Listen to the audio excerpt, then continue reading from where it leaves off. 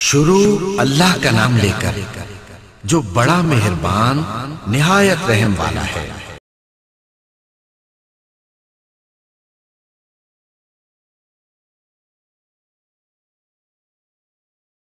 Producer, Redon HD Video. Upload by Bangla HD Media YouTube channel. আমার নবী বলেন তিনি শুনেন, দেখেন, জানেন। আর কেউ যদি বলে আমার নবী শুনে না, দেখে না, জানে না, আপনারা কি আমার নবীর কথা মানবেন নাকি তাদের কথা মানবেন? আর জোরে কোন কার কথা? আওয়াজ দিয়ে বলতে হবে কার কথা? আমরা নবীর কথা মানতে চাই কিনা? কারণ নবীর কথা মানবে যারা হবে জান্নাতি, না মানিয়া আবু জাহেল হইল দোজখী, না মানিয়া আবু জাহেল। আপনাদের কি কষ্ট হচ্ছে? নবীর শানে গাইলে ভালো লাগে না খারাপ লাগে? আরো যখন কি লাগে? আর কিছু কিছু বাইরের গায়ে লাগে। এটা কারা? তারা যখন কারা? www.com। কিন্তু যারা নবীর আসে তাদের কি লাগে? ভালো লাগে।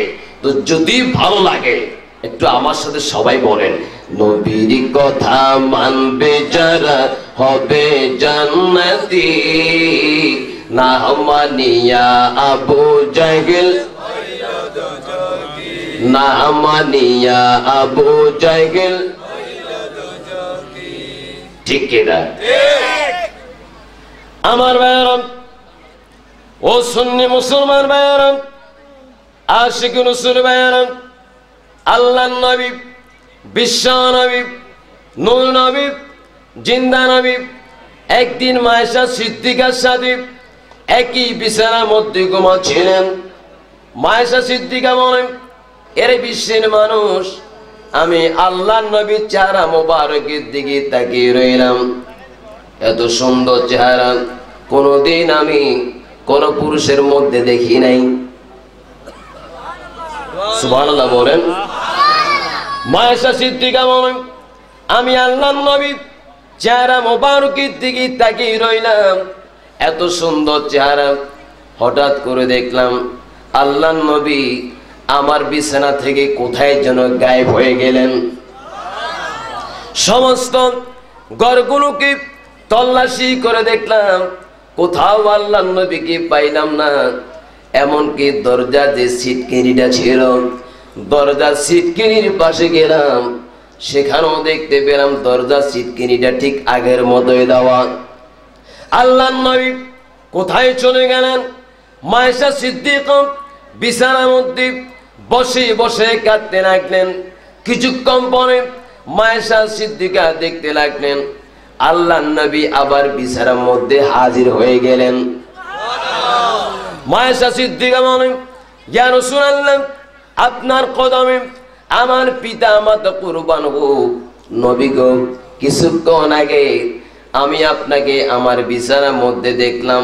নবী গো, হঠাৎ করে আপনি আমার বিছানা থেকে কোথায় যেন গায়েব হয়ে গেলেন। আল্লাহর নবী ডাক দিয়ে বলেন, ওরে আয়েশা, তুমি কি আমাকে তোমার বাবা আবু বকর সিদ্দিকের মতো মনে করেছো? তুমি কি আমাকে ওমর ফারুকের মতো মনে করেছো? তুমি কি আমাকে ওসমান গনি জিন্নুরাইনের মতো মনে করেছো? আয়েশা রে, আমার ঘর করতেছো, এখনো পর্যন্ত তুমি আমাকে চিনতে পারো নাই। ওরে আয়েশা, এরকম একটি জায়গার মধ্যে আমার কিছু উম্মতেরা আমি নবীর শানে দুরূদ শরীফ পড়তেছিল। আমি নবীকে ইয়া রাসূলুল্লাহ বলে ডাক দিচ্ছিল। আমি নবীর শানে তারা গুনগুন করে গজল পড়তেছিল। তারা যখন আমি নবীকে ডাক দিচ্ছিল, তাদের ডাকে আমি সাড়া দেওয়ার জন্য মুহূর্তের মধ্যে তাদের সেই মাহফিলের মধ্যে হাজির হয়ে গেলাম। জোরে বলুন সুবহানাল্লাহ। আরে জোরে বল সুবহানাল্লাহ। আমার ভাইয়েরা, আমার নবী আজকের মাহফিলের মধ্যে আছে কিনা? আরো জোরকন আছে কিনা? তাই একটু সে নবীকে ডাক দেন না, ইয়া রাসূলুল্লাহ, ইয়া হাবিবাল্লাহ, ইয়া রাসূলুল্লাহ, ইয়া হাবিবাল্লাহ, ইয়া রাসূলুল্লাহ, ইয়া হাবিবাল্লাহ। পাই যদি নবী গো আপনার দিদার, মৌতির কষ্ট থাকবে না আমার। সুবহানাল্লাহ বলেন। পাই যদি নবী গো আপনার দিদার, মৌতির কষ্ট থাকবে না আমার।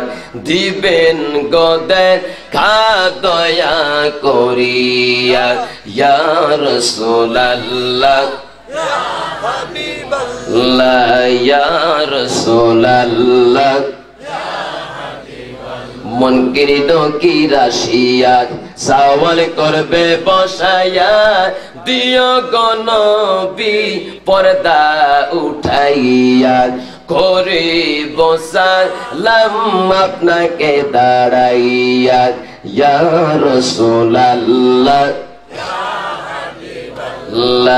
ইয়া রাসূলুল্লাহ, চিৎকার দিয়ে বলুন মারহাবা। নবীর শানে গাইলে ভালো লাগে না খারাপ লাগে? আর জোরে কোন কি লাগে?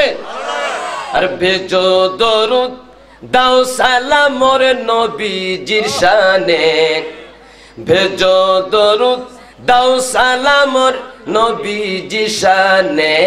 নবী রহমতেরি সুধা নিয়ে এলেন জাহানে। বলেন, নবী রহমতেরি সুধা নিয়ে এলেন জাহানে। আপনাদের কষ্ট হচ্ছে? কোন খারাপ লাগতেছে? আপনাদের এই প্যান্ডেলের মধ্যে আমি একটা পরীক্ষা নিব, বা এই বাসের এই পাশে যারা আছেন, এই পক্ষের সাথে এই পক্ষের একটা প্রতিযোগিতা হবে। কি বলেন, দিতে রাজি আছেন নাকি আপনারা এদেরকে ভয় পাচ্ছেন? আপনারা কি এদেরকে ভয় পাচ্ছেন? তো ঠিক আছে, ভয় যদি না পান, দেখি কার মধ্যে আমার নবীর ভালোবাসা কত বেশি, কার মধ্যে আমার নবীর প্রেম কত বেশি। প্রথমে এই পক্ষের প্রতিযোগিতা হবে। আপনারা বলবেন, আপনারা চুপ থাকবেন। কি বলেন, বলতে পারবেন? ভেজো দরুদ দাও সালাম মোর নবীজি শানে। বলেন, পড়ো দরুদ দাও সালাম মোর নবীজি শানে। নবী রহমতেরি সুধা নিয়ে এলেন জাহানে। বলেন, নবী রহমতেরি সুধা নিয়ে এলেন জাহানে। এবার আপনারা চুপ করেন, আপনারা বলেন, ভেজো দরুদ দাও সালাম মোর নবীজি শানে। বলেন, ভেজো দরুদ দাও সালাম মোর নবীজি শানে। নবী রহমতেরি সুধা নিয়ে এলেন জাহানে। আপনারা বলেন, কোন দিকে আওয়াজটা বেশি? হ্যাঁ, হিরে ভাই আজীবন শুনলাম খালি কলসি বাজে বেশি, এখন দেখতেছি ভরা কলসি বাজতেছে, খালি কলসির কোনো খবরই নেই। কি বলেন, আপনাদের কি খিদা লাগছে? আর চিন্তা করবেন না, আমি দেখেছি আপনাদের জন্য গরম গরম তাবারুকের ব্যবস্থা করা হচ্ছে। সুন্নিদের মাহফিলের মধ্যে আসলে দুটা লাভ। জোরে কোন কয়টা? আওয়াজ দেন, কয়টা? প্রথমে আসলে ইমানের খোরাক পাওয়া যায়, আর যাওয়ার সময় পেটেরও খোরাক পাওয়া যায়। জোরে কোন সুবহানাল্লাহ, আরো জোরে কোন সুবহানাল্লাহ। আপনারা কি রাগ করেছেন? অসুবিধা নাই। বাড়ির মধ্যে মহিলারা কুলা দিয়ে যখন ধান ঝাড়ে, ঝাড়ার পরেও কিছু সিটা ধানের মধ্যে থেকে যায় কিনা, এগুলোকে আর কেউ কেউ সিধা বলে, সবগুলোকে একসাথে কি কয়? আপনাদের সবগুলোকে একসাথে কি বলে? ধান হতে বলো। সিটাকে আপনাদের এই ব্রাহ্মণবাড়িয়ার ভাষায় কি কয়?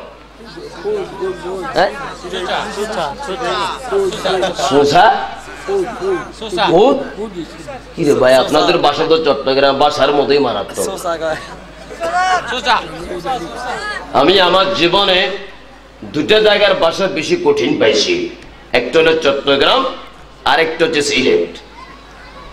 আমি আমার জীবনে প্রথম যখন সিলেট মাহফিলের মধ্যে গেলাম, তো আপনারা এখানে আসার পরে আমাকে যেমন পেট ভরে খাওয়ালেন, তারাও আমাকে পেট ভরে খাওয়ালো। খাওয়া শেষে একটা ব্রিজের মধ্যে করে সুপারি, পান, সাদা পাতা এগুলো নিয়ে আসলো।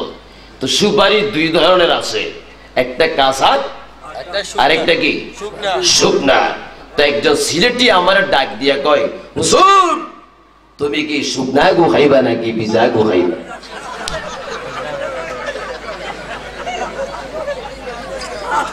আমি অবাক হয়ে গেলাম, কিরে এতক্ষণ পর্যন্ত আমাকে পেট ভরে খাওয়ালো, আর এখন তো গুখাইতাম। তো আমার সাথে আমার ক্যাসেট গুলো বিক্রি করার জন্য একজন গিয়েছিল, সে তো আগেও গিয়েছিল, নাম হচ্ছে ইব্রাহিম বাটি করে। তো সে আমার একটা, হুজুর আপনাকে গুখাইতে কয় না, এখানে সুপারি শুকনাটাও আছে, এই কাঁচাটাও আছে, আপনি কি শুকনাটা খাবেন নাকি কাঁচাটা খাবেন? এই জন্য এটা ওদের বাসায় ওরা এইভাবে বলেছে। কিন্তু ভাইয়েরা, আপনাদের ব্রাহ্মণবাড়িয়ার বাসা যদিও একটু এদিক সেদিক মনে হয়, কিন্তু ব্রাহ্মণবাড়িয়ার বাসার মধ্যে কিন্তু একটা মজা আছে, এটা আপনাদেরকে ফার্ম দিতে আছে। আপনাদের এলাকার মধ্যে কি বলে সেটাকে? সুসা ধান। তো ধানের মধ্যে, কুড়ার মধ্যে এই চিটাটাকে আর কেউ কি সুসা বলে? সবগুলোকে একসাথে কি বলে? ধান বলে। তো সেরকম আমি একটা সমন্বয় সাধন করে দিচ্ছি, সবাই একই আওয়াজে উচ্চ স্বরে একটু আমার নবীকে ডাক দেন। ভেজো দরুদ দাও সালামর নবীজি শানে, বলেন ভেজো দরুদ দাও সালামর নবীজি শানে। নবী রহমতেরি সুধা নিয়ে এলেন জাহানে, বলেন নবী রহমতেরি সুধা নিয়ে এলেন জাহানে। ইব্রাহিম নবী করে দোয়া, পাঠাও রসুল ও হে খোদা, শিক্ষা দিতে কোরআন হাদিস ইলমে বাতিনে, বলেন শিক্ষা দিতে কোরআন হাদিস ইলমে বাতিনে। নবী রহমতেরি সুধা নিয়ে, আরো জোরে বলতে হবে, নবী রহমতেরি, চিৎকার দিয়ে বলুন মারহাবা, আরো জোরে জোরে কোন মারহাবা। কি বলেন, আমরা যে আমাদের নবীকে এমন করে ডাক দিচ্ছি, আমাদের নবী আমাদের আওয়াজ শুনে কিনা? আরো জোরে কোন শুনে কিনা? আমার ভাইয়েরা, অনেক দিন আগে আমি আমার এলাকার একটা কম্পিউটার দোকানের মধ্যে গেলাম। যাওয়ার পরে দেখতে পাইলাম একটা কম্পিউটার ম্যান কম্পিউটারের মধ্যে একটা সফটওয়্যার নিয়ে কি যেন ঘাটাঘাটি করতে লাগলো। আমি তাকে জিজ্ঞেস করলাম, ওরে ভাই, এই যে কম্পিউটারের মধ্যে এই সফটওয়্যারের মাধ্যমে তুমি কি দেখতে পাচ্ছ? সে বলে, এটা এমন একটি সফটওয়্যার, এই সফটওয়্যারের মাধ্যমে বিশ্বের কোন জায়গার মধ্যে কি আছে সবকিছু মুহূর্তের মধ্যে দেখা যায়। আমি বললাম, বাইরে আশ্চর্যের বিষয়, বর্তমান সময়ে অনেকে আমার নবীর ইলমে গায়েব মানে না, কথা কম ঠিক কিনা? অনেকজনে আউলিয়া কেরামকে, আউলিয়া কেরামের কেরামত স্বীকার করতে চায় না, আউলিয়া কেরামের ইলমে লদুনি ইলমে বাতিনকে স্বীকার করতে চায় না। আর তুমি বলতেছো একটা সাধারণ সফটওয়্যার, এই সফটওয়্যারের মাধ্যমে বিশ্বের কোন জায়গার মধ্যে কি আছে সবকিছু মুহূর্তের মধ্যে দেখা যায়। আমি তাকে বললাম, বাইরে কি করে সম্ভব? আমাকে একটু সফটওয়্যারটা দাও, আমি একটু পরীক্ষা করে দেখি। আমি আমার বাড়ির মধ্যে নিয়ে গেলাম, আমার কম্পিউটারের মধ্যে ওই সফটওয়্যারটিকে ইনস্টল করে ফেললাম। ইনস্টল করে ইন্টারনেটের কানেকশন দিলাম। ইন্টারনেটের কানেকশন দিয়ে আমি সেখানে সফটওয়্যারটাকে যখন ওপেন করলাম, ওপেন করার পরে একটা অপশন আসলো। সেই অপশনের মধ্যে আমি বাংলাদেশকে যখন সার্চ দিলাম, গোটা বাংলাদেশের মানচিত্র মুহূর্তের মধ্যে আমার চোখের সামনে চলে আসলো। সুবহানাল্লাহ বলেন। আমি সেখানে আরেকটা অপশন দেখতে পারলাম। সেই অপশনের মধ্যে আমি আমার জেলা ফেনী জেলাকে যখন সার্চ দিলাম, গোটা ফেনী জেলার কোন রোডটা কোন দিক দিয়ে গিয়েছে, কোন রোডের মধ্যে কি গাড়ি চলতেছে, সবকিছু আমি মুহূর্তের মধ্যে দেখতে পাচ্ছি। শুধু তাই নয়, এরপরে আমি আমার থানা দাগনভূঞাকে যখন সার্চ দিলাম, গোটা দাগনভূঞার কোন রোডটা কোন দিক দিয়ে গিয়েছে, কোন রোডের মধ্যে কি গাড়ি চলতেছে, মুহূর্তের মধ্যে সবকিছু আমি দেখতে পাচ্ছি। এরপরে আমি আমার গ্রাম দক্ষিণ আলিপুরটাকে যখন সার্চ দিলাম, দক্ষিণ আলিপুরের মধ্যে বিশাল বড় একটা দিঘি আছেন, যার নাম কুরবার দিঘি। সেই দিঘিটাকেও আমি দেখতে পাচ্ছি। কুরবার দিঘির পাশে আমাদের প্রতিষ্ঠিত মাদ্রাসা সুন্নিয়া মাদ্রাসাকেও আমি সেখানে দেখতে পাচ্ছি। শুধু তাই নয়, মাদ্রাসার পিছনে আমাদের বাড়ি, সে বাড়ির ছাদ পর্যন্ত আমি দেখতে পাচ্ছি। শুধু তাই নয়, বাড়ির আশেপাশে মুরগির বাচ্চা, হাঁসের বাচ্চারা যে এদিক সেদিক চলাফেরা করতেছে, সেটাও আমি সেখানে দেখতে পাচ্ছি। আমার ভাইয়েরা, বর্তমান আধুনিক বিজ্ঞানীদের আবিষ্কার একটা সফটওয়্যারের মাধ্যমে বিশ্বের কোন জায়গার মধ্যে কি আছে সবকিছু যদি মুহূর্তের মধ্যে দেখা যায়। একটা স্যাটেলাইটের এত যদি পাওয়ার হতে পারে, ও সুন্নি ভাইরা, আশিক রাসূল ভাইরা, একটু মন খুলে গাল খুলে আওয়াজ দিন, একটা স্যাটেলাইটের এত পাওয়ার যদি হতে পারে, আওয়াজ দিয়ে বলেন আমার নবীর ক্ষমতা স্যাটেলাইটের চাইতে কম না বেশি? আর জোরে কোন, কম না বেশি? তাই একটু সেই নবীকে ডাক দেন না, মনে বড় আশা। কি বলেন, মদিনা যাইতে আপনাদের মনে চায় না? একটু জোরে জোরে বলেন, মনে বড়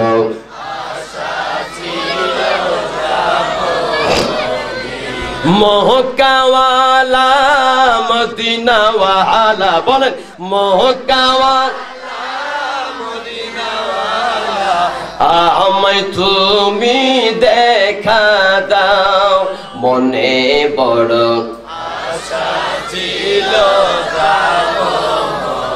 আরো জোরে বলতে হবে, মনে বড় আশা। আপনাদের মনে কষ্ট হচ্ছে না? এর ভাই তারা খোলার এই সমস্ত ভাইদের সম্পর্কে তো খুব আমি শুনলাম। এদের গলার আওয়াজটা যেমন বড়, নবীর প্রেমটা এদের ভিতরে তত বড়। কি বলেন, নবীর গজলের মধ্যে শান্তি আছে কিনা? আরে যখন আছে কিনা? নবীর গজলের মধ্যে মুক্তি আছে কিনা? যে গজলের মধ্যে শান্তি, যে গজলের মধ্যে মুক্তি, যে নাতের মধ্যে শান্তি, সেই নবীর নাতকে আমরা মনে প্রাণে গ্রহণ করতে চাই কিনা? সেই নবীকে আমরা ভালোবাসতে চাই কিনা? নবীর ভালোবাসার মধ্যে শান্তি আছে কিনা? নামাজ, জোরে কোন, নামাজ, রোজা, হজ, যাকাত, সিনেমা, এত বছর ধরে ওয়াজ করি, নবীর ভালোবাসার মধ্যে সিনেমা আছে আজকে প্রথম শুনলাম। না, আপনাদের তো কোনো দোষ নাই। এখন তো আবাল বৃদ্ধা বনিতা সবাই কিন্তু সিনেমার পাগল। কথা এখন ঠিক কিনা? রাস্তার পাশ দিয়ে গোসাইকে যখন ঘোষণা করে যায়, আসিতেছে এক নতুন আঙ্গিকেই আপনাদের পরিসরের মধ্যেই এক আকর্ষণীয় ছবি, মনা পাগলা। বিবি স্বামীর কাছে টেলিফোন করে দেয়, কি গো খবর পাও নাই? মনা পাগলা এসে গেছে। আমরা দোনো পাগলা সকাল 9টায় ছেড়ে যাব। 9টা থেকে কয়টা? কয়টা? এটার খবরও জানেন? 9টা থেকে 12টা, এটার খবরও জানে। আর যদি জিজ্ঞেস করি, ও ভাই, ও সুন্নি ভাই, ও রাসূলকে ভালোবাসো, ফজরের আযানটা কয়টা বাজে হয়? বলবে হুজুর ইনশাআল্লাহ পারি না। আগামের কথাগুলো ঠিকই মনে রাখতে পারি, কিন্তু কাজের কথাগুলো আমরা মনে রাখতে পারি না। এই জন্য আমাদের নোয়াখালীর ভাষা, ফেনীর ভাষা একটা কথা বলে, যদি হাসা কথা কই হে গুণ ছুটব আরে লই। আপনারা কি বুঝতে পারতেছেন? যদি হাসা কথা কই হে গুণ ছুটব আরে লই, তবু রাগ কইরে না ভাই বোনেরা, দুইয়ান কথা কই। কমনি যেরকম কমনি কি কমুয়ার আন্নে গরিব আই ছোট্ট হোলা, কথারি ডাঙে বুঝালয়েন বিজ্ঞান খাইলেন, বাড়ি কোনাই হেই কটা আর দিতান নোয়াই কই। কারণ অনেক সময় আমাকে হুমকি দেয়, বিশেষ করে চট্টগ্রাম সাতক্ষীরা থেকে আমার কাছে বেশি হুমকি আসে। তো আমাকে অনেক সময় মোবাইলের মধ্যে বলে, এরে হাসনাইন আহমদ আল কাদেরী, তোকে যদি দ্বিতীয়বার সাতকানিয়ার মধ্যে দেখি তোর গলা কাটি ফেলাবো। তা আমি বললাম আলহামদুলিল্লাহ। আপনারা বলেন আলহামদুলিল্লাহ। কেন আলহামদুলিল্লাহ বললাম?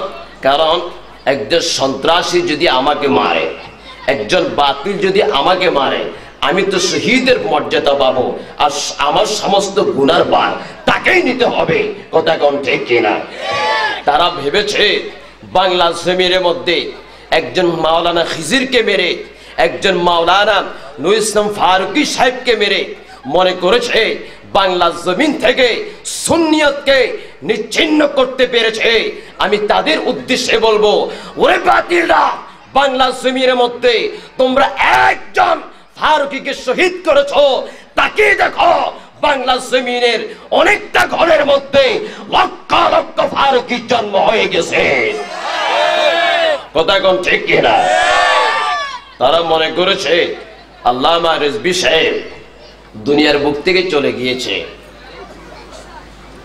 এই সুযোগ দখল করার সময়। কিন্তু তারা জানে না সুন্নিরা যেমন ভালোবাসতে জানে তেমন রক্ত দিতে জানে। কথা কোন ঠিক কিনা? সুন্নিয়তের ইতিহাসের মধ্যে অনেকজন রক্ত ঝরিয়েছে। আজকের মাহফিল থেকে আমরা ওই শহীদদের জন্য দোয়া করব, ওই শহীদের জন্য যিনি বিভিন্ন চ্যানেলের মধ্যে সুন্নিয়তের পক্ষে কথা বলতেন। সে আল্লামা শহীদ নূর ইসলাম ফারুকী রহমতুল্লাহি আলাইহি। আল্লাহ পাক ওনাকে জান্নাতুল ফেরদৌস নসিব করুক। সকলে বল আমিন। আর একটু জোরে করে আল্লাহুম্মা আমিন। আমাকে হুমকি দেয়, এই জন্য বাড়ির ঠিকানা অনেক সময় বলতেও পারি না। এখন তো ফোনের যুগ, আমার নাম্বার আছে, যোগাযোগ করতে পারবেন। মারহাবা। যদি হাসা কথা কই হে গুণ ছুটব আরে লই, তবু রাগ কইরে না ভাই বোনেরা, দুইয়ান কথা কই। এতদিন তো আপনাদের ভাষা বলেছেন, আজকে আমাদের ভাষা বলেন, বলেন তবু রাগ কইরে না ভাই বোনেরা। Producer, Ridwan HD. আপনাদের কি খারাপ লাগতেছে? একটু বলেন না, তবু রাগ কইরে না ভাই বোনেরা। বাইটা মাইয়া লম্বা ওই যাই উষা জুতা কিনি। কথা কোন ঠিক কিনা? বাইটা মাইয়া লম্বা ওই যাই উষা জুতা কিনি, হতে হে গাড়ি উত্তই হরে আন্নেরা দেখছেননি। আর মিশা কথা কই না, দেখছেননি? আমি কিন্তু দেখি, বিশেষ করে এই দৃশ্যটা দেখা যায় বিশ্ব ভালোবাসা দিবসের সময়। কথা কোন ঠিক কিনা? বাইটা মাইয়া লম্বা ওই যাই উষা জুতা কিনি, হতে হে গাড়ি উত্তই হরে আন্নেরা দেখছেননি। তো আমি দেখছি হিন্দি জ্ঞান উত্তই হরে শর্মে গেছে বই, তবু রাগ কইরে না ভাই বোনেরা দুইয়ান কথা কই বলেন তবু রাগ কইরে না ভাই বোনেরা যদি হাসা কথা কই বলেন যদি হাসা হে গুণ সৈদ্যমারে লই তবু রাগ কইরে না ভাই বোনেরা মোবাইল ফোন আইসে এবার আঙ্গু ঘরে ঘরে পড়ালেখাত বাতি জ্বালাই শুধু মিস কল মারে কথা কোন ঠিক কিনা মোবাইল ফোন আইসে এবার আঙ্গু ঘরে ঘরে পড়ালেখাত বাতি জ্বালাই শুধু মিস কল মারে রাইত কাটাই দে হোলা হামাইয়ান প্রেমের কথা কই কথা কোন ঠিক কিনা তবু রাগ কইরো না ভাই বোনেরা দুইয়ান কথা আরো জোরে বলেন আপনারা কি ভয় পাচ্ছেন নাকি বাড়ির মধ্যে গিয়ে বউ ফিটেব আপনাদেরকে একটু জোরে জোরে বলেন তবু রাগ কইরো না ভাই বোনেরা মা বোনের সৈন্ত কইছে মা ফাতিমার মতো হে গুণ দেখি সইতে আছে বেড়া মাসির মতো কথা কোন ঠিক কিনা আপনারা দেখেন না নারীরা পুরুষের জিন্সের প্যান্ট পরে পুরুষের প্যান্ট নারীরা পরে পুরুষের শার্ট নারীরা পরে সব উল্টা এখন আমার যুবক ভাইয়েরা উল্টা পথে চলাফেরা করে এমন এমন প্যান্ট পরিধান করে মনে হচ্ছে প্যান্টগুলোকে ব্লিচিং পাউডার দিয়ে এগুলো রং জ্বালাই ফেলছে আবার অনেকগুলো প্যান্ট দেখা যায় প্যান্টের সামনে দিয়ে ফাটা পিছন দিয়ে ফাটা ডাইনে ফাটা ফাটা বামে ফাটা তো আমি আমার একদিন একটা ভাতিজাকে জিজ্ঞেস করলাম প্রথম যখন দেখলাম তো বললাম কিরে ভাতিজা তোর প্যান্টের এই অবস্থা কেন সে আমাকে বলে কি বলেন চাচা প্যান্টের কি অবস্থা আমি বললাম তোর প্যান্টের সামনে দিয়ে ফাটা পিছন দিয়ে ফাটা এই অবস্থা কেন কি রিফু করানোর টাকা কি তোর কাছে নাই সে আমাকে বলে চাচা গো এটা আপনি কি বলতেছেন এটাই তো বর্তমান যুগের আধুনিক ফ্যাশন নাউজুবিল্লাহ বলেন সব উল্টা যার কারণে আমাদের চট্টগ্রামের মধ্যে চট্টগ্রাম বিভাগের মধ্যে একটা কথা বলেন একটু দূরে সে বলেন আল্লাহুম্মা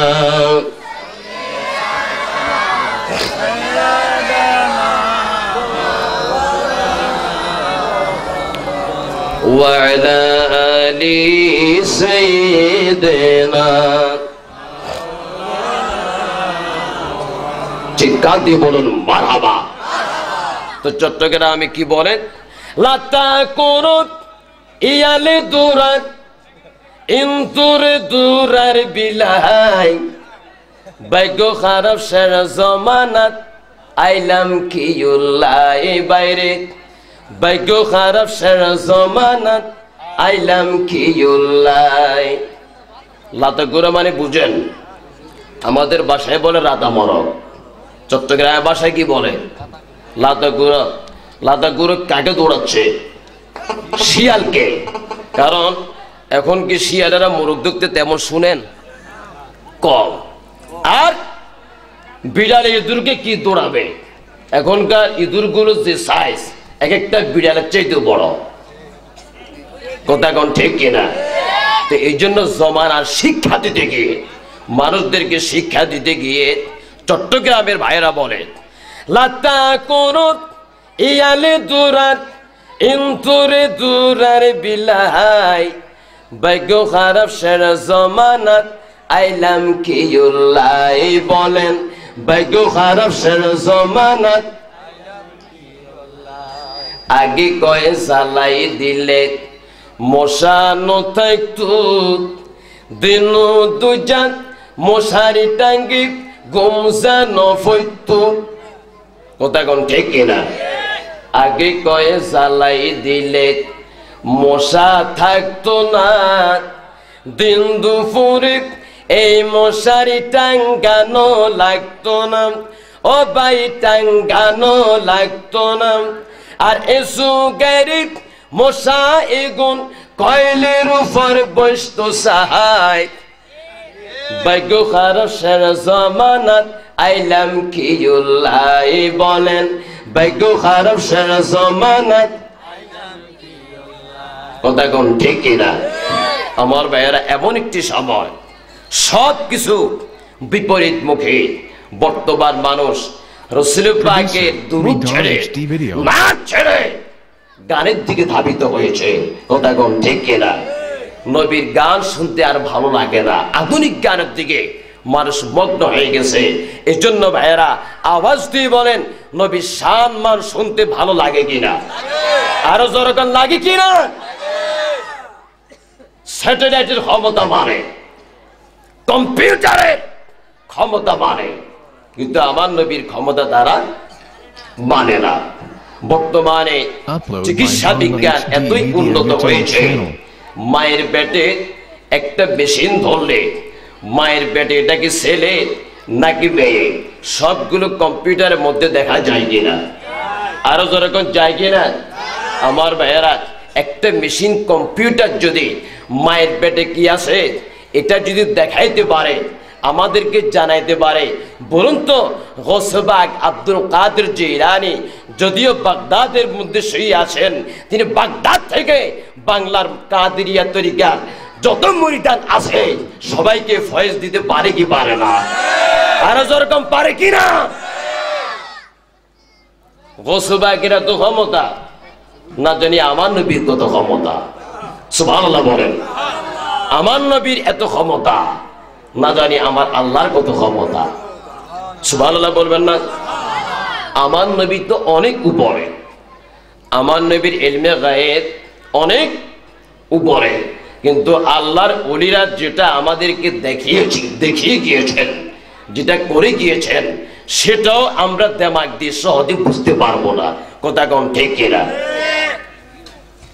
আমার ভাইয়েরা, গৌসবাগ আব্দুল কাদের জিলানী গিলানী আল হাসানী ওয়াল হুসাইনী একদিন তিনি বারান্দার মধ্যে বসে রইলেন। এমত অবস্থার মধ্যে বারান্দার মধ্যে বসে বসে তিনি জিকির করতে লাগলেন। আর এদিক দিয়ে একজন গর্ভবতী মহিলা গৌসবাগের পিতার দরবারের মধ্যে আসলেন।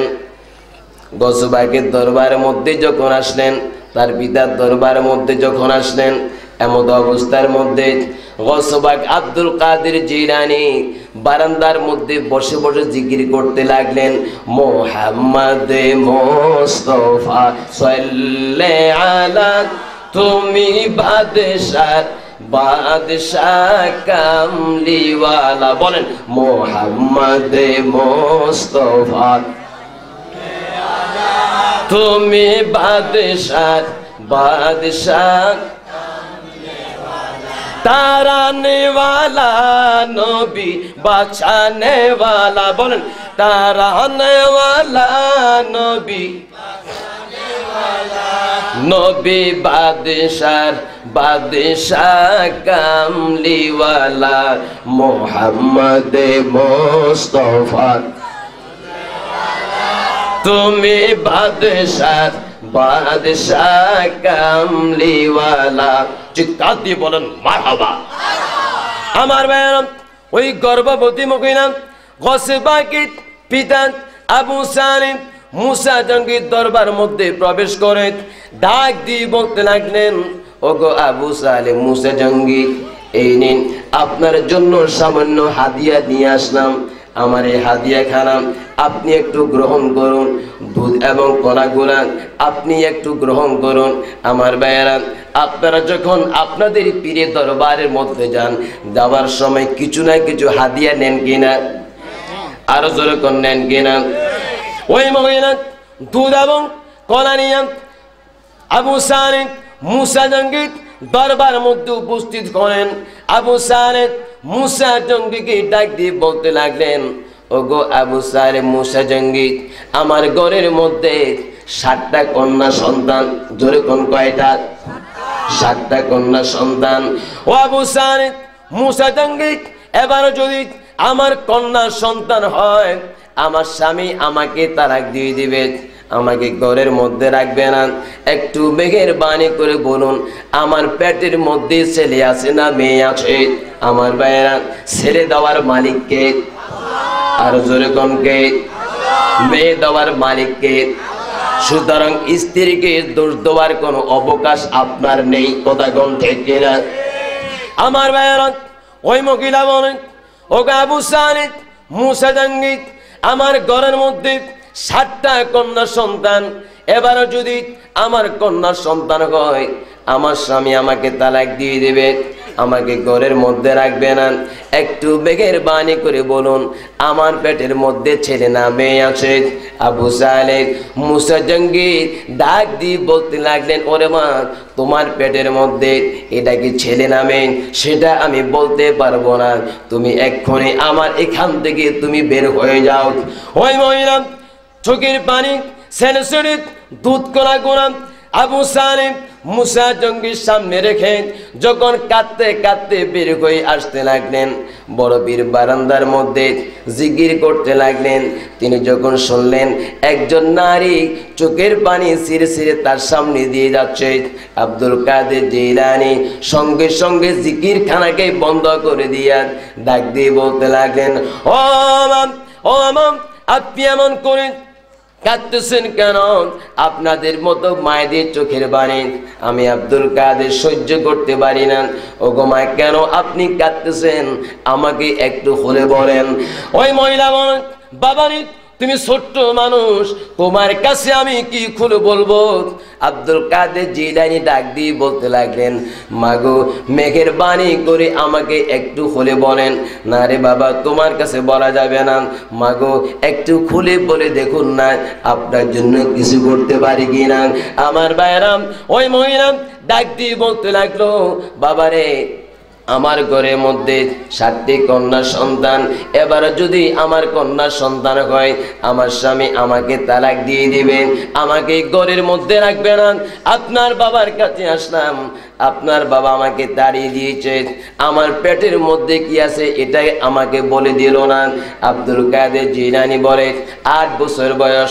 আব্দুল কাদের জিলানী বলে, মাগো, যাওয়ার সময় দেখেছিলাম আপনার হাতের মধ্যে দুধ কলা গুলা কই? ওই মহিলা বলে, বাবারে, তোমার বাবার কাছে দিয়ে আসলাম, তিনি মনে হয় এতক্ষণ সেগুলো সাবাট করে ফেলেছেন।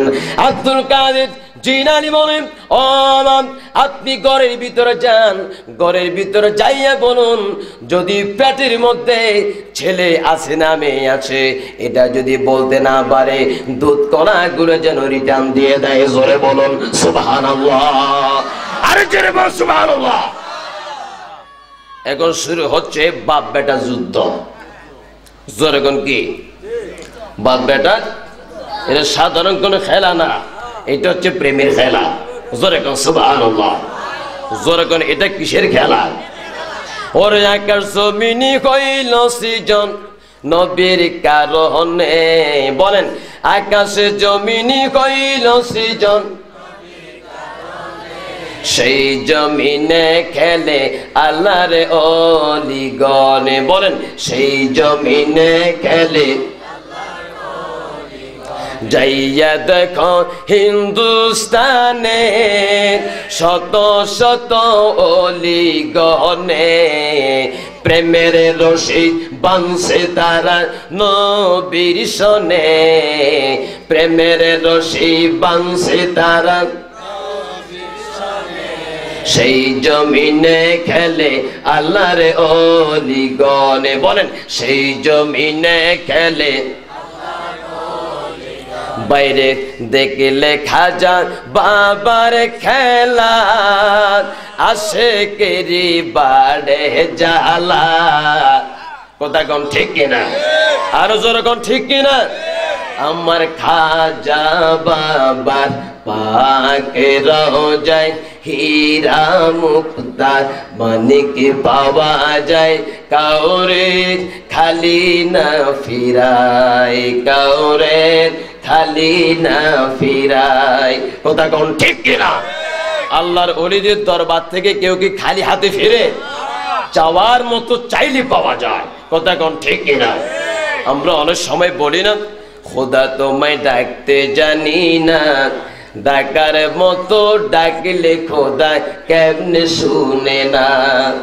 ডাকার মতো ডাকতে হবে, চাওয়ার মতো চাইতে হবে, বলার মতো বলতে হবে, তারপরে তো পাওয়া যাবে, কথা কোন ঠিক কিনা?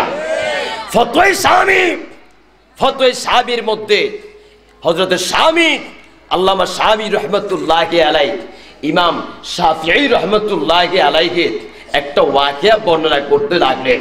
ইমাম শাফি বলতে লাগলেন, আমি যখনই কোনো সমস্যার মধ্যে পড়ে যাইতাম, মাসআলার সমস্যার মধ্যে পড়তাম, আমি নিয়ত করতাম ইমাম আবু হানিফার মাযহারকে জিয়ারত করার জন্য। আমি ইমাম আবু হানিফার মাযহারের মধ্যে যাইতাম, সেখানে সাল্লাইতু রাকাতাইন, আগে আমি 2 রাকাত নফল নামাজ পড়তাম।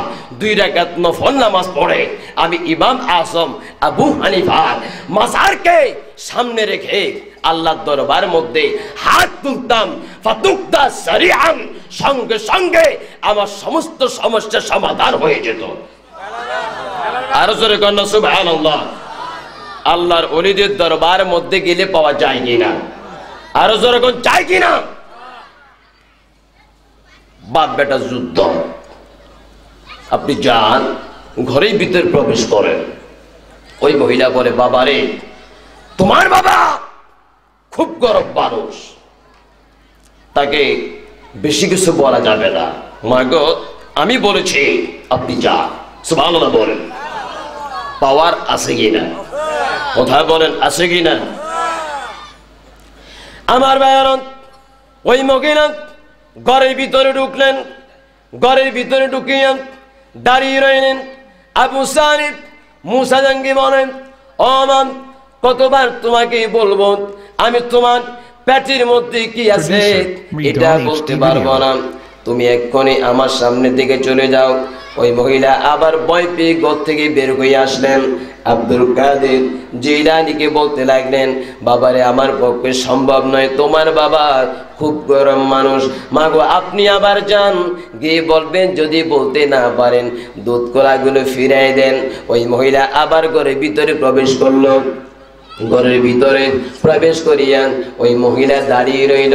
ওই আবু সালেহ মুসা জঙ্গি রহমাতুল্লাহি আলাইহি ডাক দিয়ে বলতে লাগলো, মারে কতবার তোমাকে বলেছি আমি বলতে পারবো না, তুমি আমার ঘর থেকে বের হয়ে যাও, তুমি বারবার কেন আমাকে বিরক্ত করতেছ?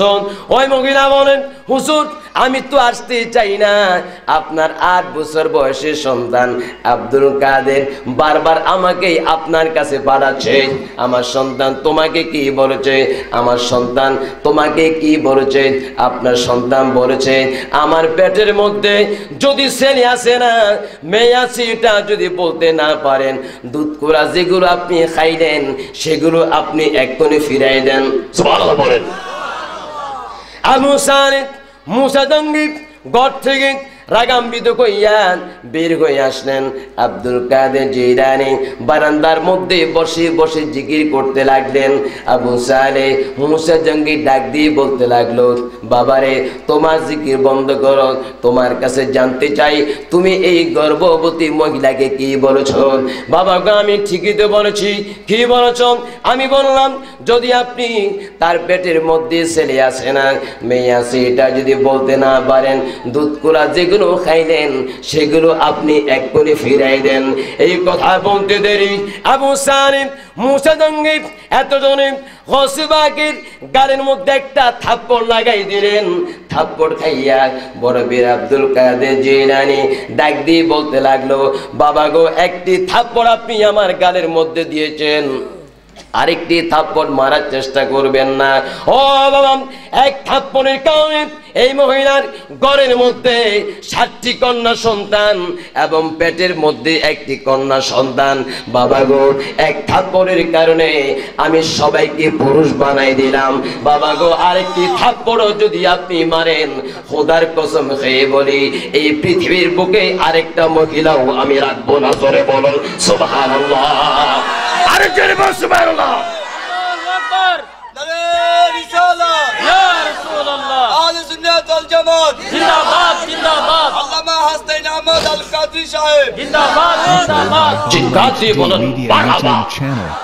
আল্লাহর ওলিরা পারে কিনা আরো জোরে কোন পারে কিনা মনে রাখবেন এই যে বর্তমান পৃথিবীটা আপনারা দেখতে পাচ্ছেন এই পৃথিবীটার মধ্যে 356 জন বলি কয়জন ওলি আওয়াজ দেন কয়জন 356 জন বলির মাধ্যমে আল্লাহ পাক এই গোটা পৃথিবীটাকে তিনি রহমত দ্বারা ভরপুর করে দেন সুবহানাল্লাহ বলেন আপনারা ভাবতেছেন মনে হচ্ছে এই বালা মুসিবত এগুলো থেকে আপনারা এমনি এমনি বাঁচতেছেন আল্লাহ রাসূল বলতেছে না না 356 জন ওলির উসিলায় আল্লাহ পাক তার বান্দাদের প্রতি বিভিন্ন দয়া আর রহমত বর্ষণ করেন জোরে কোন সুবহানাল্লাহ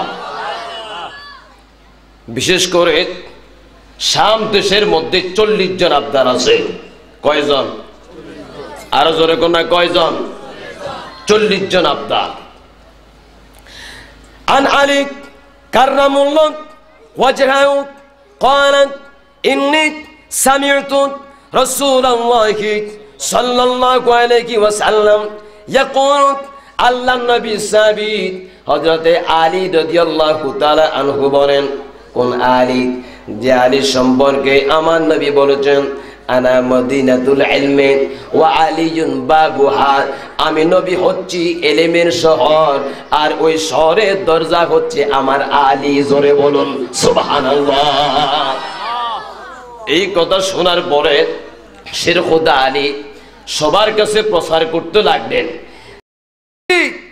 নবীর সাথে একবার দেখা করবে সেই ব্যক্তি আমি আলীর সাথে বাধ্যতামূলক 2 বার দেখা করতে হবে হুজুর এখন কয়বার আচ্ছা ভাইয়ার একটা কথা জিজ্ঞেস করি হযরতে আলী কি আমার নবীর চাইতে বড় হয়ে গেছে আওয়াজে বুঝা যায় কিছু কিছু বড় হইছে হুজুর কম বড় হয়ে গেছে কিন্তু আলী যে এই কথা বলল যে ব্যক্তি নবীর সাথে একবার হুজুর এখন কয়বার আর আমার সাথে কয়বার 2 বার দেখা করতে হবে তো এই কথা যখন প্রচার করতে লাগলেন সাহাবায়ে কেরাম আমার রাসূল পাকের দরবারের মধ্যে গেলেন আমার নবীকে ডাক দিয়ে বলতে লাগলেন ইয়া রাসূলুল্লাহ একটু বলেন না ইয়া রাসূলুল্লাহ আর জোরে বলেন ইয়া রাসূলুল্লাহ সাহাবায়ে কেরাম বলেন নবী গো আলী এটা কি বলতে লাগলো আমার আলী কি বলতেছে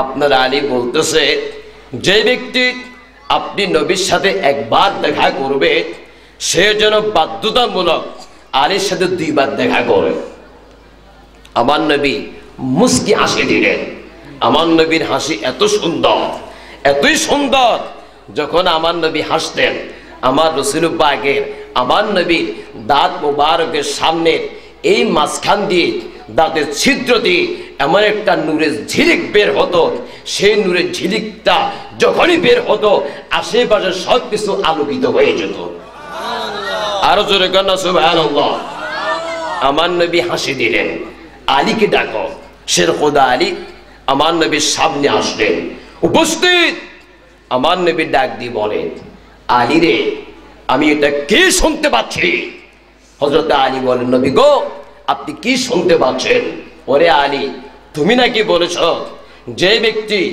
আমি নবীর সাথে একবার দেখা করবে সে যেন তুমি আলীর সাথে 2 বার দেখা করে নবী গো এটা আমি কখন বললাম এটা তো আপনি বলেছেন আমার নবী মুস্কি হেসে বলে আলী রে আমি কখন বললাম তুমি একটু খুলে বলো নবী গো আপনি কি বলেন নাই আপনি হচ্ছেন ইলমের শহর আর ওই শহরের দরজা হচ্ছে আমি আলী নবী গো দরজা দিয়ে ঢুকতে একবার আপনার সাথে দেখা করতে হবে ঢুকে একবার দেখা করতে হবে আর আমি আলীর সাথে ঢুকতে একবার বাহির হতে একবার মোট 2 বার আর আপনার সাথে একবার জোরে কোন সুবহানাল্লাহ আরো জোরে কোন সুবহানাল্লাহ সে আলী মিশকাত শরীফের হাদিস হযরত আলী বলতে লাগলেন হযরত আলী বলেন আমি আল্লাহর নবীকে বলতে শুনলাম আলাবদানুত ইয়াকুনুনা বিশামি শাম দেশের মধ্যে 40 জন আবদাল আছে ওয়াহুম আরবাউনা রাজুলান শাম দেশের মধ্যে 40 জন আবদাল আছে জোরে কোন কয়জন আর জোরে কোন কয়জন এই 40 জন আবদালের হাকিকত কি আমার ভাইয়েরা অনেক দিন আগে মিশকাত শরীফের মধ্যে একটা হাদিস যখন পড়তে লাগলাম আমি হাদিসটা পড়তে গিয়ে দেখলাম সাহাবায়ে কেরাম আল্লাহর নবীর কাছে বলতে লাগলো ইয়া রাসূলুল্লাহ ইয়া হাবিবাল্লাহ অনেক মানুষেরা অনেক লোকেরা আপনার বংশ নিয়ে এদিক সেদিক কথা বলতে লাগলো কুরাইশ বংশ নিয়ে কিছু মতানক্য করতে লাগলো নবী গো এই সম্পর্কে আপনি কিছু বলেন আল্লাহর নবী ফাকামান নবিয়্যু সাল্লাল্লাহু আলাইহি ওয়াসাল্লাম আল্লাহর নবী সঙ্গে সঙ্গে মিম্বর পর দাঁড়াই গেলেন ডাক দিয়ে বলতে লাগলেন ফাকালা মান আনা ওরে সাহাবায়ে কেরাম আমি তোমাদের কাছে জানতে চাই আমি নবীকে আমার সম্পর্কে তোমাদের কি ধারণা সাহাবায়ে কেরাম বলে আপনি আল্লাহর রাসূল আপনি শ্রেষ্ঠ রাসূল আপনার কোনো তুলনা নাই আমার ভাইয়েরা এই পৃথিবীর বুকে আমার নবীর মতো কেউ আসেনি আর যখন আসেনি নবী যে মোর নূরের নবী আমার মতো নয় আমার মতো মানুষ নবী কাফেরেরা কয় আমার মতো মানুষ নবী কাফেরেরা চিৎকার দিয়ে বলুন সুবহানাল্লাহ আমার ভাইরা নবী কি আমাদের মতো সাহাবায়ে কেরাম বলেন ইয়া রাসূলুল্লাহ আপনার কোনো তুলনা নাই আল্লাহর নবী ডাক দিয়ে বলতে লাগলো ও সাহাবায়ে কেরাম এটার মধ্যে কোনো শেষ নয় আমি কে তোমরা জানোনি আমি মুহাম্মদ ইবনে আব্দুল্লাহ ইবনে আব্দুল মুত্তালিব শুধু তাই নয় আমি নবীর সম্পর্কে তোমরা জানোনি আমি নবীকে ওরে সাহাবায়ে কেরাম আমি হচ্ছি সে নবী যে নবী তার মায়ের পেট থেকে আসার সময় তার মা এমন একটি নূরের ঝিলিক দেখতে পেয়েছেন সেই ঝিলিকের কারণে শাম এবং সিরিয়ার রাজপ্রাসাদগুলো পর্যন্ত আমার মা দেখতে পেয়েছেন তখন আমার চিন্তার মধ্যে চলে আসলো আল্লাহর নবী নূর মোবারক খানা বিশ্বের বুকে অনেক উন্নত মানের রাষ্ট্র আছে সেই দিকে না যাইয়া শাম এবং সিরিয়ার দিকে কেন গেল বুঝতে পারলাম যখনই এই হাদিসটা আমি পড়লাম আল আবদালু ইয়াকুনুনা বিশামে ওয়া হুম আরবাউনা রাজুলান আল্লাহর নবী আরেকটা হাদিসের মধ্যে বলতে লাগলেন এই হাদিসের মধ্যে বলতে লাগলেন শাম দেশের মধ্যে 40 জন আবদাল হবে তার মানে আমার নবীর নূর মোবারক যখন শাম দেশের দিকে গেল শাম দেশের মধ্যে 40 জন বলি আছে জোরে বলুন সুবহানাল্লাহ আরে জোরে বল সুবহানাল্লাহ হযরত আলী বলেন আল্লাহর নবী বলেছেন কুল্লামা মাতাল রাজুলুন আদানাল্লাহু মাকানাহু রাজুলান আল্লাহর নবী বলেন এদের মধ্যে একজন ইন্তেকাল হলেন আল্লাহ রাব্বুল আলামিন সেই জায়গার মধ্যে আরেকজনকে পদোন্নতি দান করেন সুবহানাল্লাহ বলেন আল্লাহর নবী বলেন ইউসকা বিহুমুল গায়সু ওয়া ইউদফাউল বালাউ ইউসকা বিহিমুল গায়সু ওয়া ইয়ামতাসারু বিহিম আলাল আদাই এদের উসিলায় আল্লাহ পাক বৃষ্টি বর্ষণ করেন এদের উসিলায় আল্লাহ পাক শত্রুদের উপরে শাম দেশের লোকদেরকে বিজয় দান করেন ওয়া ইউসরাফু আন আহলিশ শামে বিহিমিল আযাব এবং এদের উসিলায় আল্লাহ রাব্বুল আলামিন শাম দেশের উপর থেকে বিভিন্ন বালা মুসিবতকে দূর করে দেন জোরে বলুন সুবহানাল্লাহ আমার ভাইরা আমরা আল্লাহর ওলিদের অবদান মানে কিনা যেরকম মানে কিনা আমাদের বাংলাদেশের মধ্যে কিছু কিছু ভাইরা মানে না তবে মানে কোন সময় জানেন যখন বিপদের মধ্যে পড়ে কথা এখন ঠিক কিনা আমার স্বাধীন সোনার বাংলাদেশ পিতা মাতার বাংলাদেশ এই দেশের মধ্যে কোন সাইক্লোন ঘূর্ণিঝড় তুফান ইত্যাদি যখন আসার সম্ভাবনা হয় আমরা রেডিও বেতার মধ্যে তাদের পক্ষ থেকে সাপ্লাই করে একটা গান শুনতে পাই ওলি আল্লাহর বাংলাদেশে ভাই শহীদ গাজীর বাংলাদেশ রহম করো আল্লাহ, রহম করো।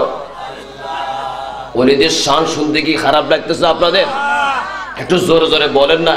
ওলি আল্লাহর বাংলাদেশ ভাই শহীদি গাজী বাংলাদেশ, রহম করো আল্লাহ, রহম করো। বিপদে বললে ওলি আল্লাহর দেশ, বিপদে বললে শাহজালালের দেশ, বিপদে বললে শাহ আমানতের দেশ, বিপদে বললে শাহ মুহসিন আউলিয়ার দেশ, বিপদে বললে শাহ ফরহানের দেশ। আর বিপদ যখন দূর হয়ে যায় ডাক দিয়া কয় আমার বাংলাদেশ। কোথায় ঠিক কিনা? আমরাও দেশকে ভালোবাসি, যেরকম ভালোবাসি কিনা? দেশকে ভালোবাসি বলে আমরা স্বাধীনতার গান গেয়ে থাকি। কেমন? আমার সোনার বাংলা আমি তোমায় ভালোবাসি, চিরদিন তোমার আকাশ তোমার বাতাস আমার প্রাণে, ও মায়া আমার প্রাণে বাজায় বাঁশি সোনার বাংলা আমি তোমায় ভালোবাসি। সোনার বাংলাকে আমরাও ভালোবাসি, কিন্তু ভাইয়েরা এই সোনার বাংলার মধ্যে আমার কিছু কিছু ভাইয়েরা আউলিয়া কেরামের বিরুদ্ধে বলতে বলতে সোনার বাংলাকে আর সোনার বাংলা রাখে নাই, বানাই ফেলছে দুর্নীতির বাংলা। কথা কোন ঠিক কিনা? বিশ্বের অনেক রাষ্ট্রের দিকে যখন আমরা তাকাই আমরা দেখতে পাই কেউ বা ফুটবল খেলার মধ্যে চ্যাম্পিয়ন হয়, কেউ বা ক্রিকেট খেলার মধ্যে চ্যাম্পিয়ন হয়, কেউ বা হকি খেলার মধ্যে চ্যাম্পিয়ন হয়, কেউ বা টেনিস খেলার মধ্যে চ্যাম্পিয়ন হয়। চিন্তা করে দেখলাম আমাদের বাংলাদেশও চ্যাম্পিয়ন হয় অন্য কিছুর মধ্যে না, দুর্নীতির মধ্যে। কথা কোন ঠিক কিনা? চার বন্ধু, একজন হচ্ছে আমেরিকান, একজন হচ্ছে জাপানি, আরেকজন হচ্ছে ইন্ডিয়ান, আরেকজন হচ্ছে আমাদের বাংলাদেশি। তো আমেরিকানটা একদিন বলে, দোস্তরা রে, আমাদের দেশের সরকার একবার এমন একটা মেশিন বসাইল, চোর ধরার মেশিন, এক রাতে 1,14,000 পড়ছে। কয় লাখ? আওয়াজ দেন, কয় লাখ? 1 লাখ। তো জাপানিটা বলে আমাদের দেশেও তো বসাইছে, বেশি ধরা পড়ে নাই, মাত্র 50,000। ইন্ডিয়ানটা বলে আমাদের দেশের সরকারও বসাইছে, তাও বেশি ধরা পড়ে নাই, এক রাতে 30,000। তিন বন্ধু তিনটা বললো, বাঙালিটা কিছু কয় না, বাঙালিটা চুপ করে বসে আছে। তো তিন বন্ধু বলে, কিরে দোস্ত, আমরা আমাদের দেশের কথা বললাম, তুইও তোদের দেশের কথা বল, তোদের দেশের সরকার কি বসাই নাই? কি দুঃখের কথা বলবো? হ্যাঁ বসাইছে তো, বল না কয়জন ধরা পড়ছে? লজ্জা পাচ্ছিস কেন? কম হলে কম বল, অসুবিধা নাই, কয়জন ধরা পড়ছে বল। সে বলতে লাগলো, দোস্ত রে, আমাদের দেশের সরকারও বসাইছে, 14 মেশিন বসাইছে, তবে যেই দিন ওই মেশিনটা বসানো হলো ওই দিনই ওই মেশিনটা চুরি হয়ে গেছে।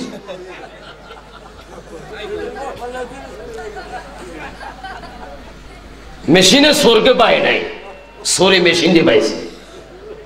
এই জন্য আমাদের দেশের একজন প্রেসিডেন্ট বলেছিলেন, সবাই পায় তেলের খনি, পেট্রোলের খনি, স্বর্ণের খনি, আর আমি পাইলাম চোরের খনি। কথা কোন ঠিক কিনা? কারণ যাকে আমরা ভোট দিয়ে নির্বাচিত করি, যাকে আমরা আমাদের রক্ষক বানাই, সেই ব্যক্তি আমাদের রক্ষক হয়ে ভক্ষক হয়। কথা কোন ঠিক কিনা? এই জন্য মুসলিম শরীফের হাদিস, যেই শাসক, যে মেম্বার, যে চেয়ারম্যান, যে এমপি, যে মন্ত্রী, যে প্রেসিডেন্ট, তার প্রজাদের প্রতি ন্যায় বিচার করবে, সুবিচার করবে, আল্লাহ পাক হাসরের ময়দানের মধ্যে সর্বপ্রথম ওই ব্যক্তিকে তার আরশের ছায়ার নিচে জায়গা দিবেন। সুবহানাল্লাহ। আরো জোরে কন্যা সুবহানাল্লাহ। আমাদের দেশে যারা নির্বাচনের মধ্যে দাঁড়ায়, ভোটের আগে সবার ধারে ধারে যায়, ভোটের পরে আরেকজনকে খুঁজে পাওয়া যায় না। ভোটের আগে সবার ধারে ধারে যায়, চাচারে আমার একটা ভোট দিয়ে আমি আপনার রাস্তার আগে পাকা করে দেব।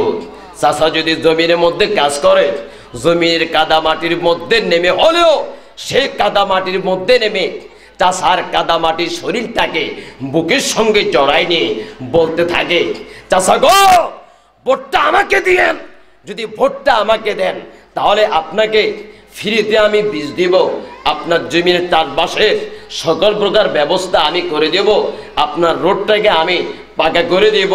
ভোট শেষ, 4-5 জন লোককে তার পিছনে লাগিয়ে তাকে খুঁজে পাওয়া যায় না। কথা কম ঠিক কিনা? এটাই হচ্ছে আমাদের শাসকদের অবস্থা। হবে না কেন? কারণ আপনারা আপনাদের শাসক নির্বাচিত করতেছেন যে ব্যক্তি জীবনে একটাবারের জন্য স্কুলের মধ্যে যায়নি। কথা কোন ঠিক কিনা? এটা কিয়ামতের আলামত। এটা কিসের আলামত? কিয়ামতের আলামত। আপনারা শাসক নির্বাচিত করতেছেন।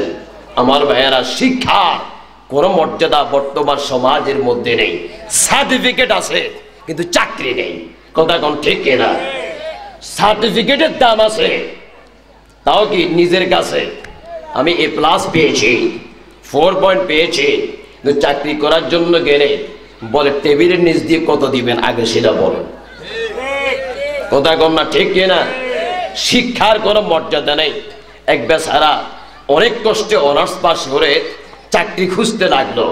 চাকরি খুঁজতে খুঁজতে চাকরি না পেয়ে সে একটা বিজ্ঞাপন পেল। বিজ্ঞাপনের মধ্যে চিড়িয়াখানার একটা বিজ্ঞাপন, তো সেখানে গিয়ে সে ইন্টারভিউ দিল। চিড়িয়াখানার মধ্যে তার চাকরিটা হচ্ছে, সে চিড়িয়াখানার মধ্যে বাঘ নাই, জোরে কোন কি নাই? বাঘ নেই। সে বাঘের মুখোশ পরে চিড়িয়াখানার মধ্যে বসে থাকবে। বাঘ সেজে চিড়িয়াখানার মধ্যে বসে থাকবে, আর তার বেতন হচ্ছে 6,000 টাকা। জোরে কোন কয় হাজার? 6,000। তো বাঘের মুখোশ পরে অরিজিনাল বাঘের মতো চিড়িয়াখানার মধ্যে খেলা দেখাতে লাগলো। দর্শনার্থীও অনেক বাড়তে লাগলো দিন দিন। তো তার বেতনও বেড়ে যাচ্ছে, তার পজিশনও বেড়ে যাচ্ছে। তাকে আরো ভালো করে প্রশিক্ষণ দেওয়াইয়া একটা রশির উপর তাকে উঠাই দিল খেলা দেখানোর জন্য। তো মানুষ রূপী ওই বাঘটা খেলা দেখাতে দেখাতে হঠাৎ করে রশি ছিঁড়ে সিংহের খাঁচার মধ্যে পড়ে গেল। বেচারা অস্থির, হায়রে এখন আমার কি হবে? সিংহ তার দিকে আসতেছে, সে ভয়ে জড়সড় হয়ে বসে রইল। সিংহ তার দিকে এগুচ্ছে, তার দিকে এক্ষুনি থাবা মারবে, আক্রমণের ভাব নিল। সিংহ এগিয়ে আসতেছে, সে চোখটাকে বন্ধ করে ফেলল। সিংহ তার কান বরাবর এসে তাকে বলতে লাগলো, ভাইরে ভয় পাস না, আমিও তোর মতো অনার্স পাস।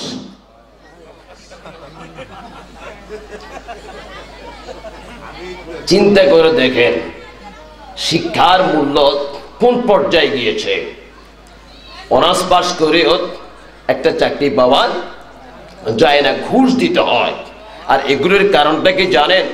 কারণ হচ্ছে আমরা আউলিয়া কেরামকে ভুলে গিয়েছি, তাদের অবদানকে ভুলে গিয়েছি, তাদের আদর্শকে ভুলে গিয়েছি। যার কারণে যে দেশ থেকে আউলিয়া কেরামের মোহাব্বত কমে যাবে, যে দেশ থেকে আউলিয়া কেরামের ইজ্জত সম্মান কমে যাবে, ওই দেশের মধ্যে আল্লাহর শান্তি, আল্লাহর রহমত দিন দিন কমতে থাকবে। কথা কোন ঠিক কিনা? আরো জোরে কোন ঠিক কিনা? আমার ভাইয়েরা, আউলিয়া কেরামের অবদান। আল্লাহর নবী সাহাবী হযরত আব্দুল্লাহ ইবনে মাসউদ রাদিয়াল্লাহু তাআলা আনহু বলেন, আল্লাহর নবী বলেন, ইন্না লিল্লাহি তাআলা 300 নাফসিন আলা কলবি আদম আলাইহিস সালাম। আল্লাহর এমন 300 জন ওলি আছে যাদের কলব হযরতে আদম আলাইহিস সালামের কলবের সাথে সম্পর্কিত। সুবহানাল্লাহ বলেন। আল্লাহর এমন 300 জন ওলি আছে যাদের কলব হযরত আদম আলাইহিস সালামের কলবের সাথে সম্পর্কিত। ওয়ালাকু আরবাউনা কুলুবুহুম আলা কলবি মূসা আলাইহিস সালাম, তাদের মধ্যে আরো 40 জন ওলি আছে যাদের কলব মূসা আলাইহিস সালামের কলবের উপর প্রতিষ্ঠিত। ওয়ালাকু সাবাতু কুলুবুহুম আলা কলবি ইব্রাহিম আলাইহিস সালাম, তাদের মধ্যে আরো 7 জন ওলি আছে যাদের কলব হযরত ইব্রাহিম আলাইহিস সালামের কলবের উপর প্রতিষ্ঠিত। ওয়ালাহু খামসাতুন কুলুবুহুম আলা কলবি জিবরাইল আলাইহিস সালাম, তাদের মধ্যে আরো 5 জন ওলি আছে যাদের কলব হযরত জিবরাইল আলাইহিস সালামের কলবের উপর প্রতিষ্ঠিত। সুবহানাল্লাহ বলেন। ওয়ালাহু সালাসাতুন কুলুবুহুম আলা কলবি মিকাইল আলাইহিস সালাম, তাদের মধ্যে আরো 3 জন আল্লাহর ওলি আছে যাদের কলব হযরত মিকাইল আলাইহিস সালামের কলবের উপর প্রতিষ্ঠিত। ওয়ালাহু ওয়াহিদুন কুলুবুহুম ওয়ালাহু ওয়াহিদুন কলবুহু আলা কলবি ইসরাফিল আলাইহিস সালাম, তাদের মধ্যে আরো 1 জন ওলি আছে যাদের কলব হযরত ইসরাফিল আলাইহিস সালামের কলবের উপর প্রতিষ্ঠিত। আমার ভাইরা, প্রথমে 300 জন, এরপরে 40 জন, এরপরে 7 জন, এরপরে 5 জন, এরপরে 3 জন, এরপরে 1 জন, মোট 356 জন ওলি। আল্লাহর ওলিরা এরা সব সময় পৃথিবীর বুকের মধ্যে থাকবে। কিন্তু ভাইয়েরা, বর্তমান সময়ে আমাদের দেশের মধ্যে একজন মন্ত্রী মারা গেলে, একজন এমপি মারা গেলে সেই স্তরের মধ্যে আরেকজন মন্ত্রী এমপি দেওয়া হয় কিনা? আরো জোরে কোন হয় কিনা? ঠিক তেমনি ভাবে ওলিদের এই 356 জন ওলি, এই সংসদের মধ্যে একজন ওলি যদি মারা যায়, কুল্লামা মাতাল ওয়াহিদু আদাল্লাহু মাকানাহু মিনাস সালাসাতি, এদের মধ্যে হেড অফ দ্য ডিপার্টমেন্ট যিনি হচ্ছেন ওলিদের সরদার, ওলি যদি মারা যায় সেই স্তরের মধ্যে উপরের ওই 3 জন থেকে একজনকে পদোন্নতি দেওয়া হয়। ওয়া কুল্লামা মাতাল ওয়াহিদু মিনাস সালাসাতি, আবার 3 জন থেকে একজন যদি মারা যায়, আবদালাল্লাহু মাকানাহু মিনাল খামসাতি, উপরের ওই 5 জন থেকে একজনকে এখানে পদোন্নতি দেওয়া হয়। ওয়া কুল্লামা মাতাল ওয়াহিদু মিনাল খামসাতি, আবার 5 জন থেকে একজন যদি মারা যায়, আবদালাল্লাহু মাকানাহু মিনাস সাবাতি, ওই 7 জন থেকে একজনকে এখানে পদোন্নতি দেওয়া হয়। ওয়া কুল্লামা মাতাল ওয়াহিদু মিনাস সাবাতি, আবার 7 জন থেকে একজন যদি মারা যায়, আবদালাল্লাহু মাকানাহু মিনাল আরবাঈন, উপরের ওই 40 জন থেকে একজনকে এখানে পদোন্নতি দেওয়া হয়। সুবহানাল্লাহ বলেন। ওয়া কুল্লামা মাতাল ওয়াহিদু মিনাল আরবাঈন, আবার 40 জন থেকে একজন যদি মারা যায়, আবদালাল্লাহু মাকানাহু মিনাস সালাসিমিয়াতিন, উপরে 300 জন থেকে একজনকে পদোন্নতি দেওয়া হয়। ওয়া কুল্লামা মাতাল ওয়াহিদু মিনাস সালাসিমিয়াতিন, আবার 300 জন থেকে একজন যদি মারা যায়, আবদালাল্লাহু মাকানাহু মিনাল আম্মাতি বিহিম, সাধারণ আল্লাহর ওলি যারা আছে তাদের থেকে একজনকে সেখানে পদোন্নতি দেওয়া হয়। শুধু তাই নয়, বলা হচ্ছে ইউদফাউল বালাউ আন হাযিহিল উম্মাহ, এই 356 জন ওলির উসিলায় আল্লাহ রাব্বুল আলামিন উম্মতে মুহাম্মাদের উপর থেকে বিভিন্ন বালা মুসিবতকে দূর করে দেন। জোরে বলুন সুবহানাল্লাহ, আরে জোরে বলুন সুবহানাল্লাহ। আর এই সমস্ত সব ওলির সরদার, সর্বকালের জন্য শ্রেষ্ঠ সরদার হচ্ছেন গৌসবাক আব্দুল কাদের জিলানী। জোরে কোন গৌসবাক আব্দুল কাদের জিলানী। শুধু তিনি ওলিদের সরদার নয়, তিনি ওলি বানাইতেও পারেন। জোরে কোন সুবহানাল্লাহ। গৌসবাক ওলি বানানোর ক্ষমতা আছে কিনা? এদের মধ্যে 356 জন ওলি, এরা সবাই গৌসবাকের সংসদ থেকে পাস না মানিয়ে আবদাল হয়। জোরে কোন সুবহানাল্লাহ। গৌসবাকের দরবার এটা এমন একটি দরবার, এই দরবারের মধ্যে যদি কোনো চোরও যায় সে ব্যক্তিও কুতুব হয়ে যায়। সুবহানাল্লাহ বলেন। একটা চোর গৌসবাকের দরবারের মধ্যে গেল চুরি করার জন্য। গৌসবাকের দরবারে কিসের জন্য গেল? চুরি করার জন্য গেল। তো চিন্তা করতে লাগলো, আমি যদি গৌসে পাকের হরম মোবারক যদি চুরি করতে পারি, তাহলে আমি এই হরমগুলো বিক্রি করে আমি আমার মেয়েদের বিয়ে দিতে পারবো। যে চিন্তা, আমার ভাইয়েরা গৌসে পাক মোরাকাবার মধ্যে বসে আছেন, আওয়াজ দিয়ে বলেন, আমার গৌসে পাক সোরা ব্যক্তির মনের খবর জানে কিনা? আরো জোরে কন্যা, জানে কিনা? গৌসে পাক সোরা ব্যক্তির মনের খবরটি বুঝতে পেরে তিনি তার চেহারা খানাকে অন্যদিকে ফিরে ফেললেন। এই সুযোগে ওই চোর ঘরের মধ্যে প্রবেশ করলো। গৌসে পাক আবার সঙ্গে সঙ্গে তার চেহারা মুবারককে আবার সেই দরজার দিকে ফিরে ফেললেন। চিৎকার দিয়ে বলেন সুবহানাল্লাহ। আমার ভাইয়েরা, ও চোরা ব্যক্তি দরজার মধ্যে ঘরের ভিতরে ঢুকিয়া পালং নিচে ঢুকে আল্লাহর দরবারে কাঁদতে লাগলো, আয় আল্লাহ, এবার মতো যদি তুমি আমাকে মাফ করে দাও, কথা দিলাম গো আল্লাহ, আর জীবনে কোনোদিন চুরি করব না। চোখের পানি ছেড়ে ছেড়ে কাঁদতে লাগলো। এদিক দিয়া গৌসে পাকের দরবারের মধ্যে 40 জন বলি আসলো। জোরে কোন কয়জন? একটু দূরে সে বলেন, আল্লাহুম্মা সাল্লি আলা সাইয়্যিদিনা মাওলানা মুহাম্মদ ওয়া আলা আলি সাইয়্যিদিনা মাওলানা। আমার ভাইরা, 40 জন মুরিদ গৌসে পাকের দরবারের মধ্যে আসলেন। আসিলেন গৌসে পাককে বলতে লাগলেন, ও গৌসে পাক, হিন্দুস্তানের মধ্যে একজন কুতুব ইন্তেকাল করেছেন, একজন কুতুব আপনাকে দিতে হবে। গৌসে পাক আব্দুল কাদের জিলানী ডাক দিয়ে বলতে লাগলেন, ওরে আল্লাহর ওলিরা, এই মুহূর্তে আমার কাছে তো কোনো কুতুব নাই, আমি তোমাদেরকে কুতুব কোত্থেকে দেব? ওই আল্লাহর ওলিরা বলেন, হুজুর একজন যদি কুতুব না দেন, ওরিদের সংসদের মধ্যে একটা বিশৃঙ্খলা সৃষ্টি হবে। মেহেরবানি করে একজন কুতুব এই মুহূর্তে আপনাকে বানাই দিতে হবে। আব্দুল কাদের জিলানী বলে, আমার কাছে নাই। তারা বলে বানাই দিতে হবে।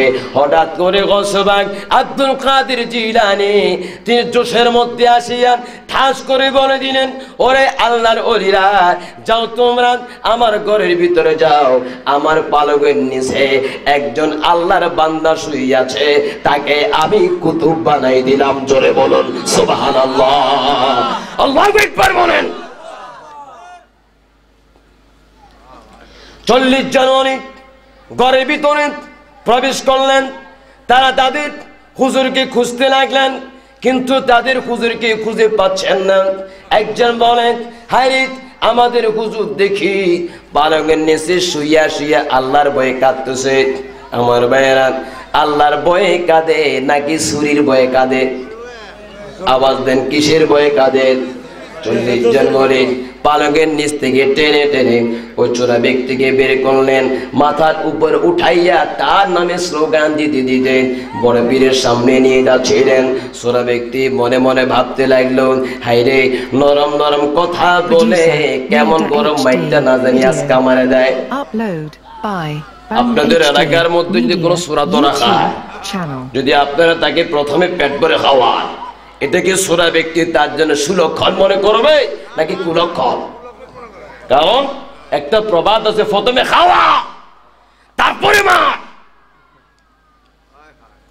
40 জন চোরা ব্যক্তিকে কাঁদিয়ে করে নিয়ে গৌসে পাকের সামনে রাখলেন। রাখিয়া গৌসে পাকে একটু দূরে সবাই দাঁড়ালেন।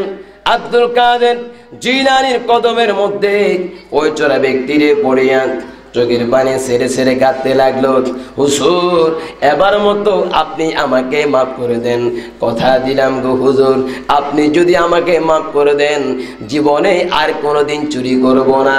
আল্লাহর ওলি গৌসে পাক আব্দুল কাদের জিলানী ডাক দিয়ে বলতে লাগলেন, ওরে আল্লাহর বান্দা, তোমার কোনো ভয় নাই, আজকে থেকে তুমি সাধারণ কোনো মানুষ নয়, তুমি একজন কুতুব হয়ে গেছো। ও চোরা ব্যক্তি ডাক দিয়ে বলতে লাগলো, হুজুর, আমি মূর্খ মানুষ, লেখা পড়া যায় না, আমি কি করে এত বড় দায়িত্ব পালন করব?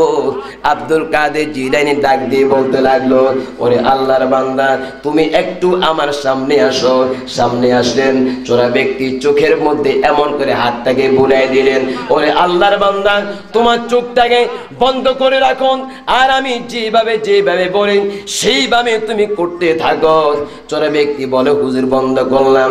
এরে আল্লাহর বান্দা, এবার তোমার কলবটাকে তুমি উত্তর দিকে রুজু করে দাও। কি দেখতে পাচ্ছ? হুজুর আমি উত্তর দিকে যা যে সব দেখতে পাচ্ছি। এরে আল্লাহর বান্দা, এবার তুমি তোমার কলম দক্ষিণ দিকে রুজু করে দাও। হুজুর আমি দক্ষিণ দিকে যা আছে সব দেখতে পাচ্ছি। এরে আল্লাহর বান্দা, তোমার কলমটাকে পূর্ব দিকে রুজু করে দাও। হুজুর আমি পূর্ব দিকে যা আছে সব দেখতে পাচ্ছি, পশ্চিম দিকে যা আছে সব দেখতে পাচ্ছি। এরে আল্লাহর বান্দা, এবার তাড়াতাড়ি সারার নিচে তোমার কলবটাকে রুজু করে দাও। ওই আল্লাহর বান্দা বলে, হুজুর আমি তাড়াতাড়ি সারার নিচে, তাড়াতাড়ি সারার মধ্যে যত আল্লাহর নিয়ামত আছে সবগুলো দেখতে পাচ্ছি। এরে আল্লাহর বান্দা, এবার তুমি তোমার কলবকে প্রথম আসমানের দিকে রুজু করে দাও। হুজুর আমি প্রথম আসমানে যা আছে সব দেখতে পাচ্ছি। দ্বিতীয় আসমানে রুজু করে দাও। হুজুর আমি দ্বিতীয় আসমানে যা আছে সব দেখতে পাচ্ছি। তৃতীয়, চতুর্থ, পঞ্চম, ষষ্ঠ, সপ্তম আসমান পর্যন্ত দেখতে পাচ্ছি। হুজুর আমি সিদরাতুল মুনতাহা দেখতে পাচ্ছি। ওসবাক বলে, এরে আল্লাহর বান্দা, এবার তুমি লৌহে মাহফুজের দিকে তোমার কলবখানাকে রুজু করে দাও। হুজুর আমি লৌহে মাহফুজ দেখতে পাচ্ছি, যে লৌহে মাহফুজের মধ্যে 30 পারা কোরআন শরীফ রয়েছে। ওসবাক আব্দুল কাদের জিলানী এই কথা শোনার পরে তার শাহাদাত আঙ্গুল দিয়া চোরা ব্যক্তির বাম দিকে 2 আঙ্গুল নিছে, এমন করে একটা যখন চাপ দিলেন, চোরা ব্যক্তি থরথর করে কাঁপতে লাগলো, হুজুর আর সহ্য করতে পারি না, আর আমাকে আপনি কষ্ট দিবেন না। এরে আল্লাহর বান্দা, কি হয়েছে তোমার? হুজুর আমি যখন লৌহে মাহফুজ দেখতে লাগলাম, 30 পারা কোরআন শরীফ দেখতে লাগলাম, আর যখন আপনি আপনার শাহাদাত আঙ্গুলি আমার বাম দুটি 2 আঙ্গুল নিচে এই কলবের মধ্যে রেখে একটা চাপ দিলেন, হুজুর খোদার কসম খেয়ে বলি, গোটা লৌহে মাহফুজে 30 পারা কোরআন আমার সিনার মধ্যে চলে এসেছে। জোরে বলুন সুবহানাল্লাহ, আরে জোরে বল সুবহানাল্লাহ। আরে আকাশ জমিনি হইল সৃজন নবীর কারণে, বলেন আকাশে জমিনি হইল সৃজন নবীর কারণে, সেই জমিনে খেলে আল্লাহর ওলিগণে, বলেন সেই জমিনে খেলে। যাইয়া দেখো হিন্দুস্তানে শত শত অলিগণে, প্রেমের রশি বাঁধছে তারা নবীর সনে, প্রেমের রশি বাঁধছে তারা সেই জমিনে খেলে আল্লাহর ওলিগণে, বলেন সেই জমিনে খেলে। আর ইবনে আসাকির এই হাদিসটাকে 356 জন ওয়ালিদ এই হাদিসটাকে মারফু সনদে তিনি বর্ণনা করেন। মিশকাতের মধ্যে হাদিস কানাকে আনা হয়েছে, মিশকাতের ব্যাখ্যা গ্রন্থ মেরকাতের মধ্যে হাদিস কানাকে আনা হয়েছে। সবচেয়ে এটা পরিপূর্ণ সনদটা আপনারা পাবেন হুলিয়াতুল আউলিয়া এই কিতাবের মধ্যে, যে কিতাবখানা লিখেছেন আল্লামা আবু নুআইম ইসবাহানি রহমতুল্লাহি আলাইহি, তিনি সনদ সহ তার হুলিয়াতুল আউলিয়া এই কিতাবের মধ্যে এই হাদিসখানাকে উল্লেখ করেন। চিৎকার দিয়ে বলো সুবহানাল্লাহ। আমার ভাইয়েরা, আমরা আজকে এখানে একত্রিত হয়েছি আল্লাহর দরবারের মধ্যে শুকরিয়া আদায় করতেছি। আউলিয়া কেরামের দরবার মধ্যে আপনারা সবাই এসেছেন। মনে রাখবেন, আউলিয়া কেরামের কারামত, তাদের ফজিলত আপনারা শুনেছেন, এটাকে শোনার মধ্যে সীমাবদ্ধ রাখবেন না। মনে রাখবেন, বর্তমান সময়ে অনেক জোরে মন্তব্য করে, এক হুজুরে একটা বলে, এক হুজুরে বলে এই দিকে যাও, আরেক হুজুরে বলে এই দিকে যাও। আমরা কোন দিকে যাব? আমরা সাধারণ মানুষ, বেশি দূরে যাইতে হবে না। সূরা ফাতিহা প্রত্যেক দিন আপনারা পড়েন। সূরা ফাতিহার মধ্যে আপনারা পড়তে গিয়ে ইহদিনাস সিরাতাল মুস্তাকিম, আয় আল্লাহ তুমি আমাদেরকে সরল সঠিক পথে পরিচালিত করো। সরল সঠিক পথ এটা কোন পথ? ওই পথ সিরাতাল্লাযীনা আনআমতা আলাইহিম, ওই পথ যেই পথের মধ্যে তোমার নেয়ামত প্রাপ্ত বান্দারা আছে। নেয়ামত প্রাপ্ত বান্দাদের মধ্যে প্রথম হচ্ছেন আন-নবিয়্যিনা, এরপর হচ্ছে ওয়াস-সিদ্দীকিনা ওয়াস-শুহাদায়ে ওয়াস-সালিহিন, সর্বশেষ সালিহিনগণ, আল্লাহর ওলিগণ। আল্লাহ বলতে লাগলো, আল্লাহ এটা বলতে পারতেন, কোরআন হাদিসের পথকে সরাসরি পথ বলতে পারতেন, কোরআনকে সরাসরি পথ, হাদিসকে সরাসরি পথ সরাসরি বলতে পারতেন, কিন্তু আল্লাহ সরাসরি সেটা বলেন নাই। তার কারণটা কি? কারণ হচ্ছে আমার ভাইয়েরা, কোরআন হাদিস আমি বুঝতে ভুল করতে পারি, আরেকটা মৌলবী বুঝতে ভুল করতে পারে, কথা কোন ঠিক কিনা? কিন্তু আল্লাহর বলি যারা, তারা তো ভুল করতে পারে না, কারণ তারা যা কিছু করে, যা কিছু পড়ে এবং আমাদেরকে বলে, সব কিছু তারা তার গূঢ় তথ্য কর্ম জেনে বুঝে আমাদের সামনে উপস্থাপন করে।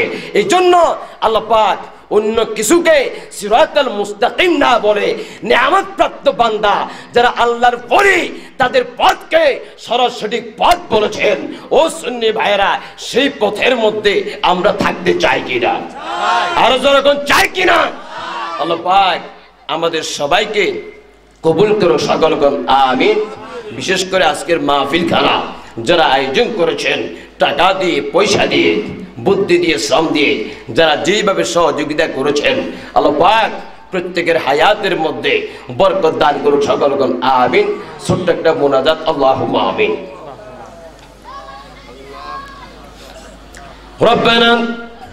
রব্বানা যালামনা আনফুসানা ওয়া ইল্লাম তাগফির লানা ওয়া তারহামনা লানাকুনান্না মিনাল খাসিরিন।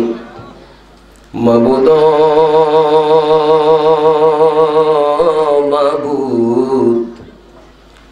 তুমি আসমানে না জমিনে, পাহাড়ে না দরিয়ায়, এই গত জীবনে কত তালাশ করলাম, খুশি পাইলাম না। ও আমার আল্লাহ, আমরা জন্য তোমার মায়া লাগেনি, আমরা জন্য দয়া লাগেনি, আমরা রাব্বা আমার গুনাহ মাফ করছনি। তোমার ইচ্ছা হতে আল্লাহ আমরা রে করিলা সৃজন, সুখে যাসি না দুঃখে যাসি গো আল্লাহ, যাই নাও কি জানো না গো আল্লাহ, করো আল্লাহ সালয় তোমারই মনে। তুমি মুসা নবীর সঙ্গে কইছো কথা দয়াল, কুহে তোরে নিয়া, আমরা শোনেনি কইবা কথা গো আল্লাহ, ওই গরম পানির গোসল দিয়া গো আল্লাহ, করো আল্লাহ সালয় তোমারই মনে। তোমার বন্ধু নবীর সঙ্গে কইছো কথা দয়াল, মেরা যেতে নিয়া, আমরা শোনেনি কইবা কথা গো আল্লাহ, ওই সাদা কাফনে ঢুকাইয়া গো আল্লাহ, করো আল্লাহ সালয় তোমারই মনে। ও রব্বুল আলামিন, তোমার কি একটু দয়া লাগে না? তোমার কি একটু মায়া লাগে না? মাবুদ রে, একটু তাকাইয়া দেখো, আমার বুড়ো বুড়ো বাবারা কান্দে। ও মাবুদ, আমার যুবক যুবক ভাইরা কান্দে, আমার কুশি কুশি ভাইরা হাত বাড়িয়েছে, হয়তো বা পর্দায় নিশিন মা বোনেরা চোখের পানি সেরে সেরে কাঁদতেছে। ও রব্বুল আলামিন, যার খাতিরে তুমি আসমান বানাইলাম, জমিন বানাইলাম, চন্দ্র সূর্য সবকিছু সৃষ্টি করলাম, মাবুদ রে মেঘের বাণী করিয়া সেই নবীর উসিলায় আমাদের জীবনের কবিরা সগীরা গুনাহ তুমি মাফ করে দাও। ও রব্বুল আলামিন, আজকের মাহফিল কারণ যারা আয়োজন করেছেন, টাকা দিয়ে, পয়সা দিয়ে, বুদ্ধি দিয়ে, শ্রম দিয়ে, যে যেভাবে সহযোগিতা করেছেন মাওলা রব্বুল আলামিন, প্রত্যেকে তোমার নবীর গোলাম হিসেবে কবুল করে নাও। ও রব্বুল আলামিন, খাস করে আয় আল্লাহ, আজকের মাহফিল যাকে উদ্দেশ্য করে আয়োজন করা হয়েছে, আয় আল্লাহ, বড় পীর আব্দুল কাদের জিলানী আল হাসানি ওয়াল হুসাইনি রাহমাতুল্লাহি আলাইহি মাওদরে, আজকে মাহফিলের সমস্ত সওয়াবগুলো আমার গৌস পাকের দরবারের মধ্যে তুমি পৌঁছাইয়া দাও। আয় আল্লাহ, খাস করে হিন্দুস্তানের জমিনের মধ্যে শায়িত খাজাগান, খাজা গরিবে নওয়াজ, খাজা মঈনুদ্দিন চিশতি আজমেরি সঞ্জরি রহমাতুল্লাহি আলাইহির রূহ মুবারকের মধ্যে সব তুমি পৌঁছাইয়া দাও। ও রব্বুল আলামিন, আয় আল্লাহ, মাহফিল শেষে অনেকজন বাড়ির মধ্যে ফিরে যাবে। আয় আল্লাহ, কারোর জন্য তাদের মায়েরা ঘরের দরজা খুলে অপেক্ষা করবে, কিন্তু মাবুদ রে, যাদের মা দুনিয়ার বুকের মধ্যে বেঁচে নাই, তাদের জন্য অপেক্ষা করার মতো তো কেউ থাকবে না। মাবুদ রে, কারো মা গরুস্থানে, কারো মা পুষ্করিণীর পাড়ে। মাবুদ, 10 মাস 10 দিন মা পেটের মধ্যে নিয়েছিল, আসার বেলায় মায়ের কলিজার মধ্যে ঠাস লাথি মেরেছিলাম। মাবুদ রে, মা যখন খাইতে যাইতো মায়ের পেটের মধ্যে লাথি মেরেছিলাম। মা খাইতে পারত না, কাজ হয়ে পড়ে যাইতো। ও রব্বুল আলামিন, এমন দরদি মা কার জানি দুনিয়ার বুকে নাই। মাবুদ রে, সে মায়ের কবরে তুমি আর আযাব দিও না। মাগো তোমার ওই সোনা মুখ ভুলিতে পারি না, মাগো তোমার ওই সোনা মুখ ভুলিতে পারি না। মুচকি হেসে খোকা ডাকটি শুনতে যে আরে পাই না, মাগো তোমার ওই সোনা মুখ ভুলিতে পারি না, মাগো তোমার ওই সোনা মুখ ভুলিতে পারি না। ও রব্বুল আলামিন, যাদের বাবা দুনিয়ার বুকের মধ্যে বেঁচে নাই, তাদের বাবার কবরকে তুমি জান্নাতের বাগান বানিয়ে দাও। ও মাবুদ, যাদের মা বাবা দুনিয়ার বুকের মধ্যে বেঁচে আছেন, তাদের মা বাবার হায়াতের মধ্যে তুমি বরকত দিয়ে দাও। ও রব্বুল আলামিন, জীবনে শুনেছি মদিনা মদিনা, ও মাবুদ, মদিনা নাম শুনতে তো কত মজার, মদিনা দেখতে না জানি কত মজার। মদিনা না দেখাইয়া আমাদের কাছে তুমি আজরাইল পাঠাইও না। মনে বড় আশা ছিল যাব মদিনা, সব একটু মদিনাকে ডাক দেন। মনে বড় আশা ছিল সালাম আমি করব গিয়ে, সালাম আমি নবীর যাই। মনে বড় আশা ছিল আরবে সাগর পাহাড়ি দিব, নাই কবরা রে তো করি পাখি নয় গড়ে যাব ডানাতে বর করি, ডানাতে বরে।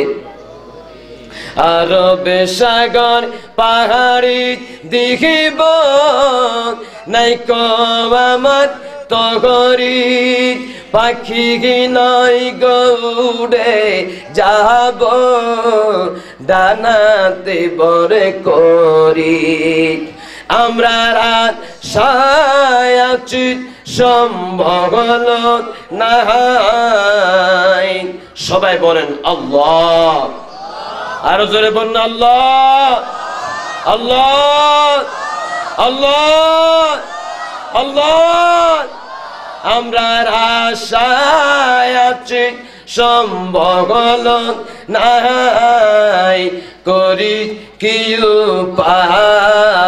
উপায় মনে বড় আশা ছিল মনে বড় আশা ছিল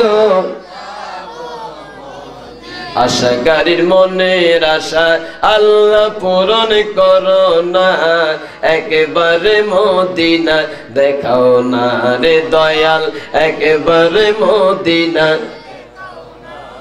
কোনো কিছুর অভাবে নাই তোমার দরবারে রে দয়াল তোমার দরবারে তাই তো আমরা তুলিছি হাত তোমারি দাহারে দয়াল তোমারি দাহার কোনো কিছুর অভাবে নাই তোমার দরবারে রে দয়াল তোমার দরবার তাই তো আমরা তুলিছি হাত তোমারি দাহারে দয়াল তোমারি দাহারে দূরে করে দাও হৃদয় জ্বালা দূরে করে দাও শান্তি মোদের কামনা একেবারে মদিনা দেখাও না রে দয়াল একেবারে মদিনা ও রব্বুল আলামিন শেষ ফরিয়াদ করি পৃথিবী এমন একটা পৃথিবী যেখানে মানুষ আসতে পারে থাকতে পারে না